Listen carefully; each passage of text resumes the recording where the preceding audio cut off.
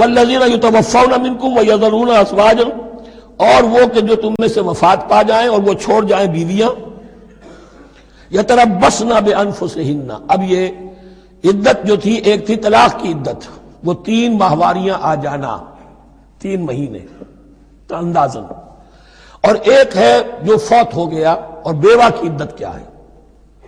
والذین یتوفون، جو تم میں سے وفات دے دیے جائیں، منکم تم میں سے، ویذرون ازواجا، پیچھے بیویاں چھوڑ گئے ہوں، یتربصن بانفسہن 4 اشہر وعشرا، وہ روکے رکھیں اپنے نفسوں کو 4 مہینے اور 10 دن،